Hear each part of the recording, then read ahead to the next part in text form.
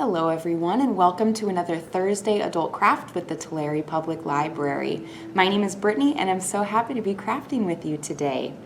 Today, in honor of Halloween, we are going to make what I'm calling a Halloween Haunts hanger, a decorative piece that you'll be able to display around the holiday.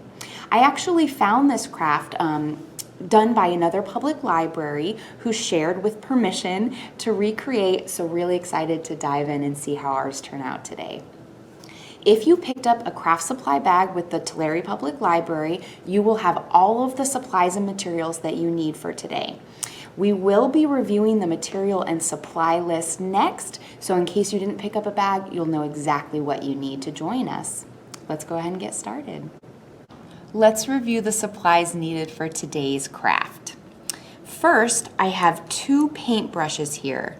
I have one with a smaller tip and one with a larger or flat tip. You might want to have a pencil handy, just in case. I also have 4 2-inch by 2-inch canvases. I have 5 colors of paint, and today I'm using water-based acrylic paint. I have the colors purple, orange, green, and black, and just about a nickel size worth of each, and just a tiny little dab of white here. Off camera, I also have a cup of water to rinse my brushes, as well as a stack of paper towels to blot and clean up any mess I may make.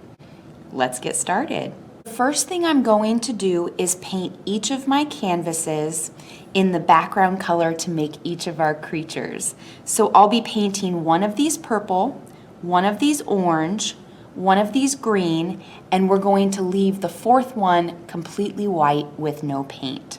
Let's go ahead and get started with that. Using my larger or flat brush, I'm going to paint on the background colors for each of these things. Keep in mind that you want to cover the entire surface, and I think it's a good idea to make sure that you cover the edges as well. That way, when your hanger is on the wall or wherever you display it, all surfaces reflect the creature that we're going to create. So let's get started here.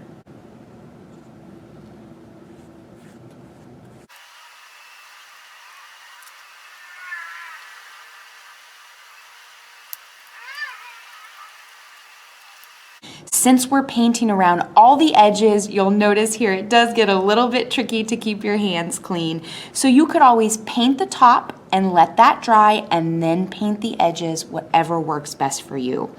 But the idea is we're going to get all of these block colors on and then let them dry completely. So this is my orange. I'm going to wash my paintbrush and move on to my purple and my green.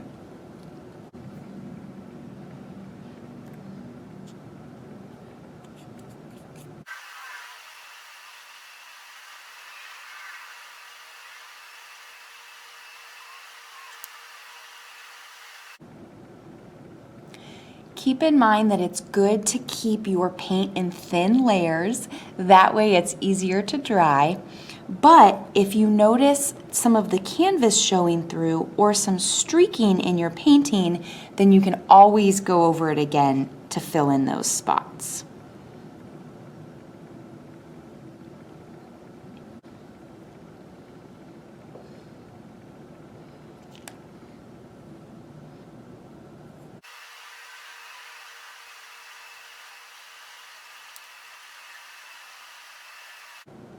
All right, so now that we have each of our base colors on, we are going to let these dry for a couple of minutes. We want them to be completely dry so that we can start layering on the faces of our creatures. The first canvas we're going to complete is our ghost. Because the canvas is already white, I'm going to leave it blank, and I'll just be using a little bit of black paint to paint on the eyes and the mouth. I'm going to use my pencil and draw directly onto this because we will be covering those pencil lines with paint.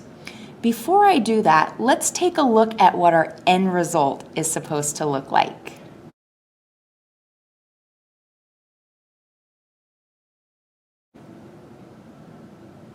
All right, that gives us a little bit of guidance about where we want to end up. So to start, and very lightly with my pencil, I'm going to draw a circle for the mouth. I want to center it, but have it in the bottom third of the canvas. So what I mean by that is, now to draw the eyes, I want to draw ovals on either side of the circle for the mouth. So very lightly and angled, starting in the middle, but angled out, I want to draw these ovals. So I'm just going to try to do my best with this. There's one, and there's two. It'll look like a ghost no matter what, which is the great news. So if you want to take a little closer look, there's my eyes and my mouth. Now I'm going to use my smaller brush and add the black paint in the circles for the eyes and mouth.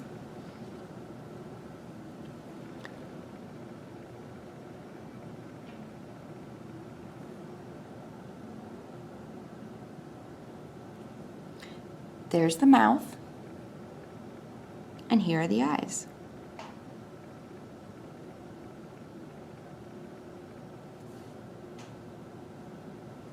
I like to go really slow when I'm doing this because we're working with really small canvases, small designs, and it's really a good idea to go slow and carefully to make sure I'm getting everything filled in the way I want it to be. All right. So this is our first design. This is our little ghost. I'm going to set this aside and work on the next one. Next, we'll work on painting our jack-o'-lantern face. So I've got my painted canvas here, my orange canvas that is completely dry. And I've got an orange Post-it note here because I want to practice drawing out the face before I draw and paint it onto my canvas. So let's take a look at what this is going to look like.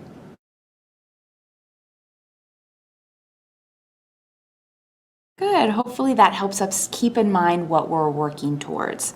So to draw this jack-o'-lantern face, I have found that keeping everything close to the center is a good idea in the way that it turns out. First, what I'll be drawing are the two triangle eyes. So I'm going to do one triangle with the point facing up on the left side, and another triangle with the point facing up on the right side. Next, I'll be doing the smaller triangle in the middle for the nose, right between and below the two eyes. And lastly, I'll be drawing the mouth. This is a little bit trickier because I want to make sure that my pumpkin snaggle teeth are included in here.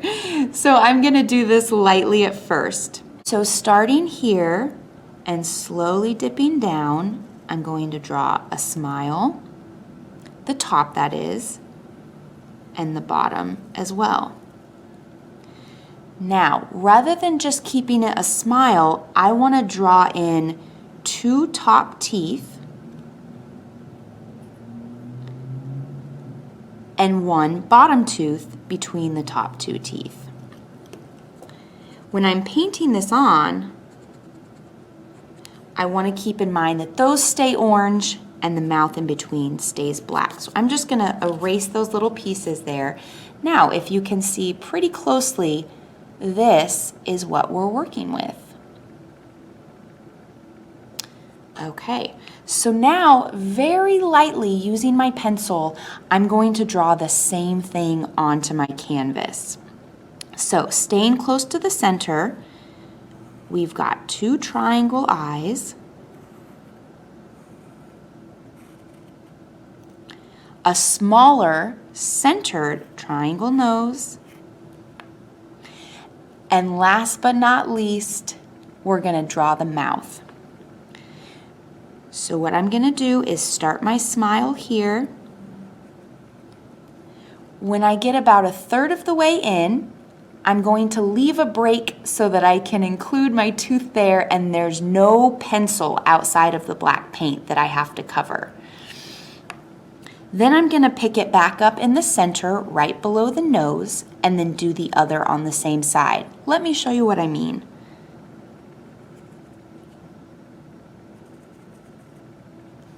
So you'll notice that I have my smile, but I've left a gap in the line where I'm going to include my teeth. Let's do that same thing on the bottom with just one gap in the middle. So I'm going to connect my smile in the top corners here.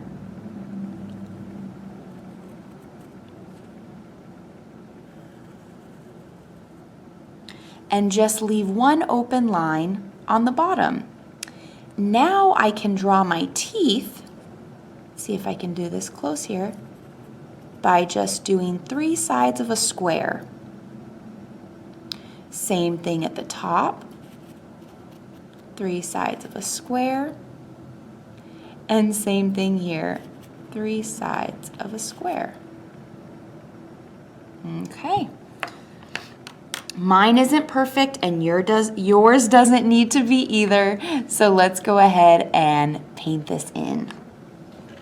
I'm using my small brush for this one, which will be covered in black paint, and I'm just filling in each of the shapes that I just drew with black paint here. Start with the eyes.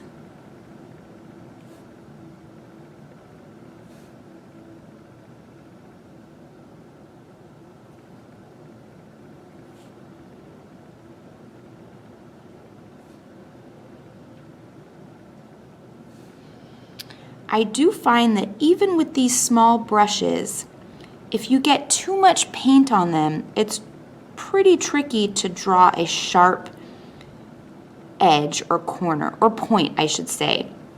So just make sure that you don't keep too much paint on your brush, and that way you can make these really sharp edges here. Now I'll work on the nose.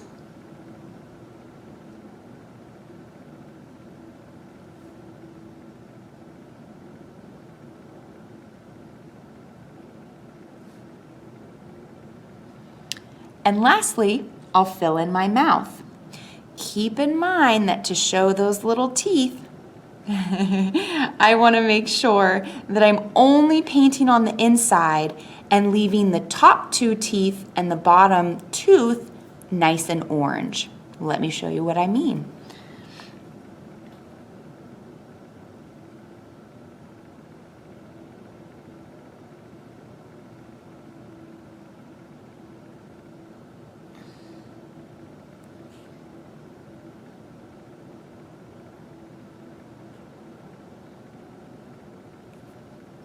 This is where going slow and really making sure that you're being careful of those edges comes in really handy.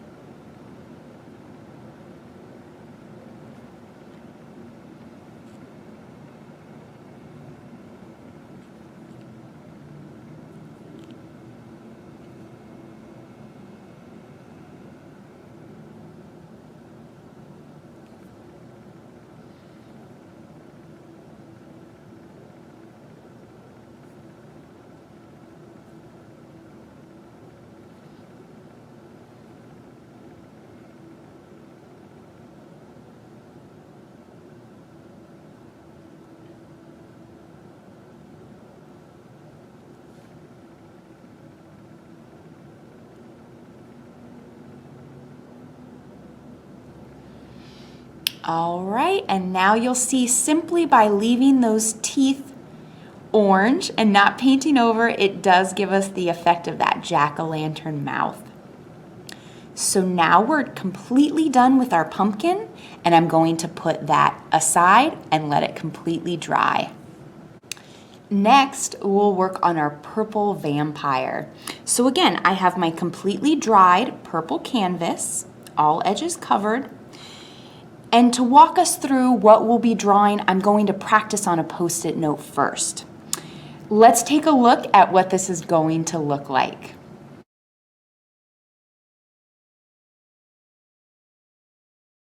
All right, great. So let's get started. To begin, I'm going to draw the hairline on the top of the Post-it. And this is called a widow's peak. The way I like to think of it is how most of us used to draw birds when we were young, almost like the top of an M. I'm going to start here, loop up, and then dip down in the middle, one part of my bird's wing, and then again, I'm gonna start low, go up, and end in the same spot. It's a little bit messy, but we'll do it a little cleaner here. Next, I'm going to draw 2 circles for eyes. Lastly, a simple smile and 2 vampire fangs coming out. Those are just going to be 2 triangles with the point down.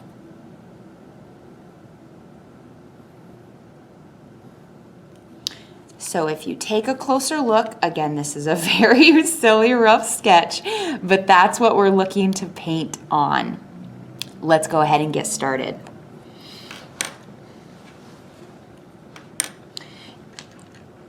Using my small brush, I'm going to dip into the black first.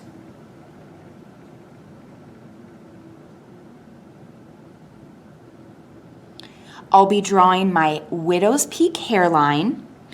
So to help guide myself, I'm just going to do a dot in the center, knowing that's where it'll dip down. And I'm going to do a dot on either side, knowing that's where my hairline starts. And then I know that I can just do a half circle to get those to meet. So let's go ahead and do that now.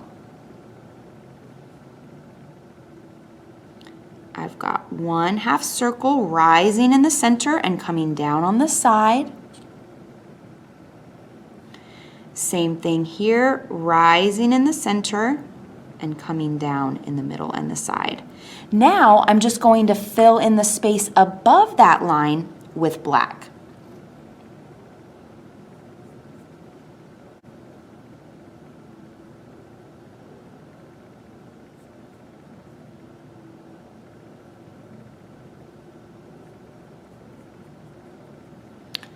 Just like we did with the color, make sure that you extend that black around all of the edges. So if you're looking at this from a different angle or the side, you are going to have a complete painting. So I'm just gonna meet there. On the top, I'm going to cover the whole thing with black.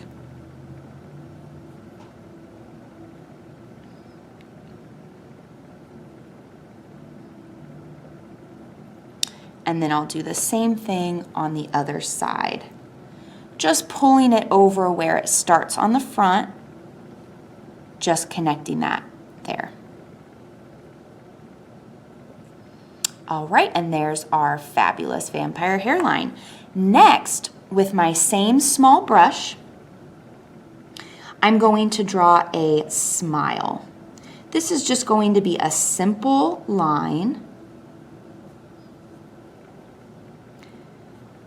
And I'm going to do it in the bottom third of my painting here. So I'm gonna start, it's gonna dip down, and then it's gonna reach back up.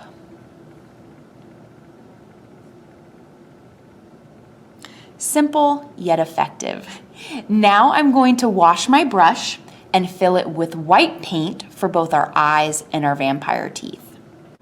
Make sure that you've allowed enough time for your black smile to dry before you add the white vampire fangs. Otherwise, the paint can get a little bit muddy and perhaps bleed into each other. So again, I'm going to get the white paint on my thin, small brush. I'll do the eyes first. So again, just a little way below the widow's peak on either side. I'm just going to put a dab of circular paint because this is going to be the white of our vampire's eyes. Same thing on the other side.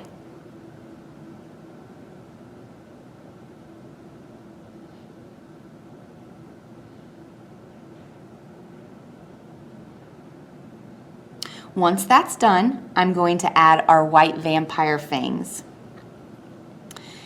So below each of the eyes, that's about the right spacing. Again, I'm just going to do a triangle with the point facing down.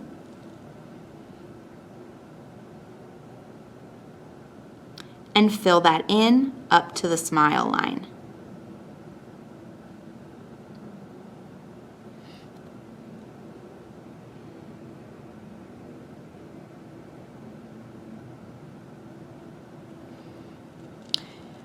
For these areas of white, the eyes and the teeth, you might need to go over it a couple of times just to make sure that there is no purple paint shining through the white. I'm going to do that myself now. Just a second layer on top to make sure that it's nice and vibrant.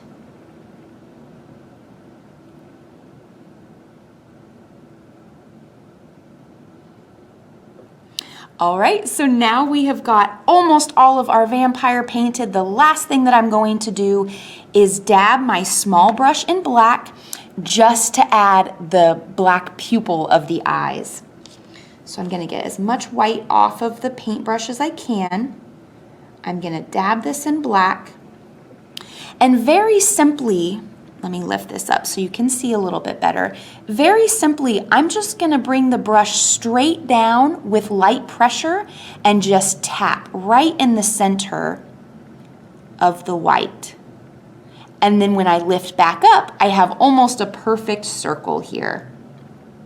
Once again, black paint on the tip, gonna go down and just lightly touch and pull right back up. Now we have our somewhat silly purple vampire. I'm going to set this off to the side and let it dry. Last but definitely not least, we will be creating our Frankenstein's monster. So I have my dried green canvas here, and I'm going to quickly sketch out what we will be painting on his face.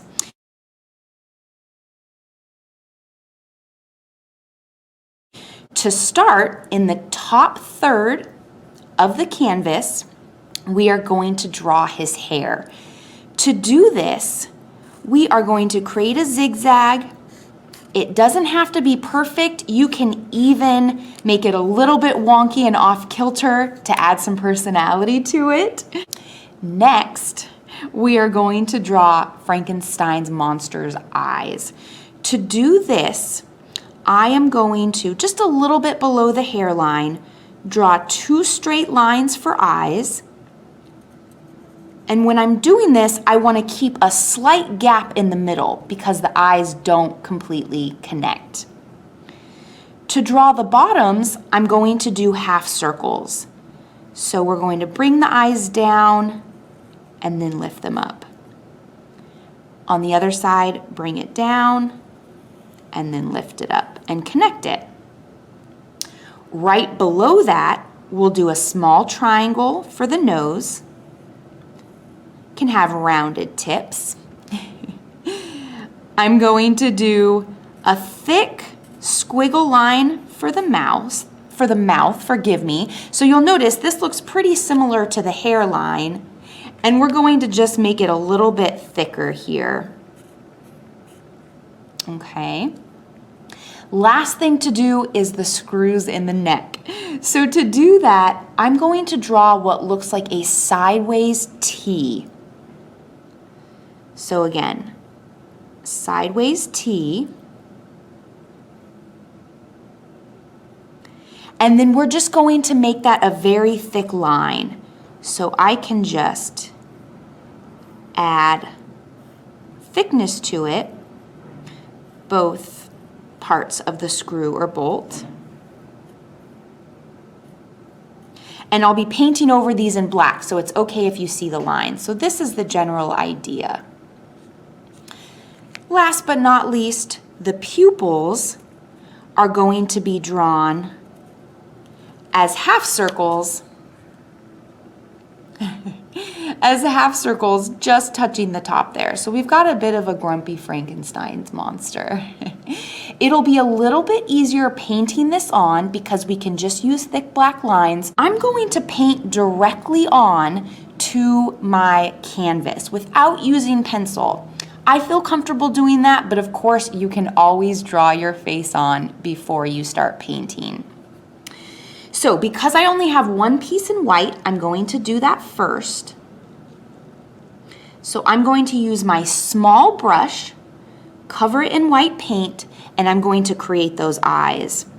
So again, about a third of the way in, I'm going to do a white line for one eye. I'm going to do a white line for the other eye, and I want to make sure that there's a space in the middle so they don't connect completely. Next, I'm going to do my half circle swoop to complete these eyes.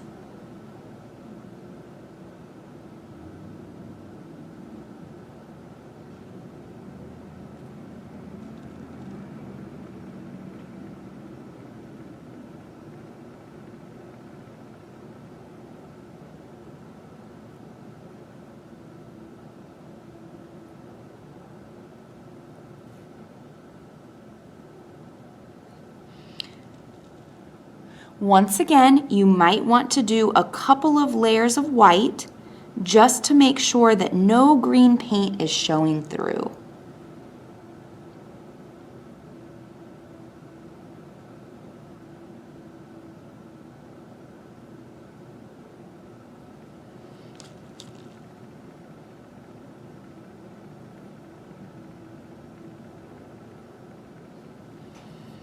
Great. We'll want to let those dry completely before we move on to the black paint so that we can add those pupils there.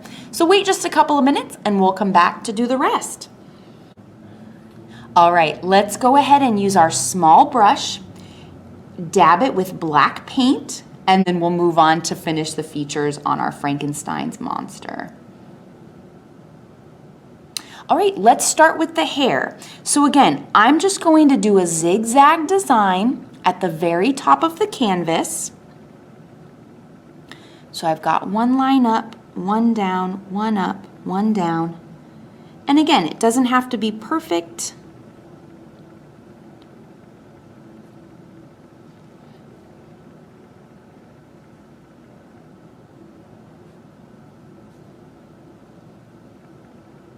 And then I will fill in all of the space above that black line with black paint, including the sides and the top.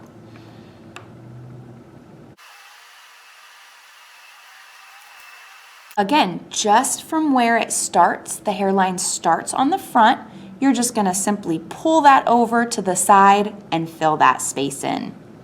Same thing with the other side. I'm going to start where the hairline is on the front and just pull that line over and fill it in.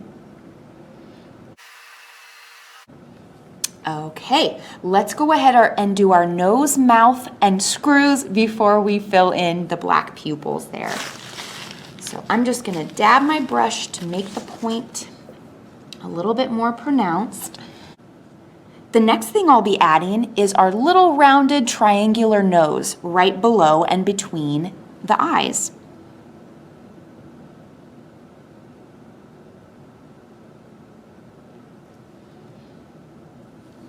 Next, I'll be adding the mouth. Because my small brush with paint has a nice thickness to it, rather than worrying about drawing out a thick line, I'm just going to draw a zigzag and that'll give me enough thickness for the mouth. So again, I'm just going to use my small brush with paint, black paint dabbed on, and I'll hold this a little closer so you can see it here. I'm just going to draw a zigzag right where the mouth would be. This gives us enough of an idea to know that this is a mouth. And I'm going to put my edges face up. That way it comes across like more of a smile than just a grumpy monster. All right. Next, I'm going to do the screws on the neck. So just like with the mouth, if I have enough paint on my brush, I can just create it as a thick line. So what I mean is I've got my small brush here with quite a bit of black paint. I'm just going to draw right below and next to the mouth a single line against the edge of the canvas there. Same thing on the other side. Kind of make them even here. All right, and that's enough of the indication of a screw. Now I'm just going to draw the T part, so coming in perpendicular. And now we have both of our screws. Last but not least with this guy is to add in the black of the pupils.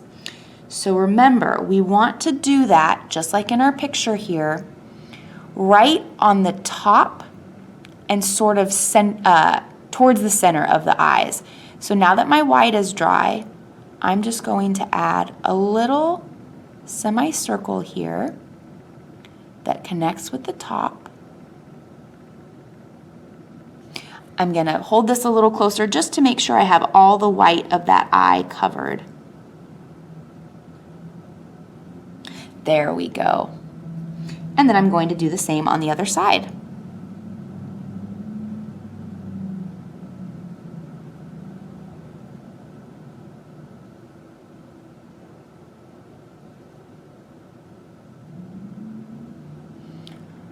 All right, and now we have our Frankenstein's monster, I should say. We're going to let each of these paintings dry completely before we move on to the next step. When you're finished, you should have your ghost, your jack-o'-lantern, your purple vampire, and your green Frankenstein's monster. All right, everyone, so the last piece of this will be connecting each of our canvas paintings to the length of black satin ribbon. I forgot to mention earlier that this will also be included in the craft bag if you've picked one up. Otherwise, I just used, again, black satin ribbon and about an arm's length. I measured it out from my fingers to my elbow. But you can, customize and make the length that you want. So what we're going to do is attach these. I'm simply using a stapler. You can also try glue as well, or if you don't have a stapler at home, come use ours at the library for free. So the way that I'm going to measure this out is just leave a little bit of ribbon at the top so I can tack it to the wall, so I can hang it, so I can loop it on a keychain, whatever I want to do.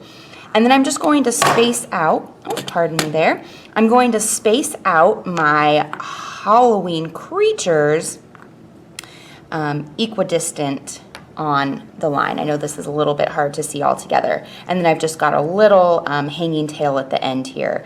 So once I kind of get these spaced in the way that I want them, okay, I'm just going to turn them over and staple to the canvas here.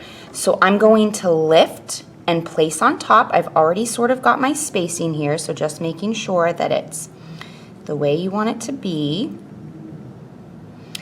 I'm going to unhinge my stapler, boop, and then I'm just going to put a staple in the top and the bottom of where the ribbon connects to the canvas. And this tends to work pretty well as the canvases just are connected, or that have the wooden frame, I should say. And then again, if they move a little bit, I can just realign, staple straight down, staple straight down. And I'm just going to do that all the way down here.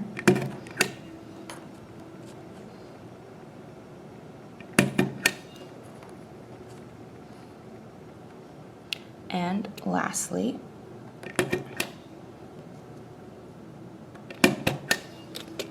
all right, so that now when I flip it over, I now have not just 4 canvases, but rather a Halloween Haunts hanger.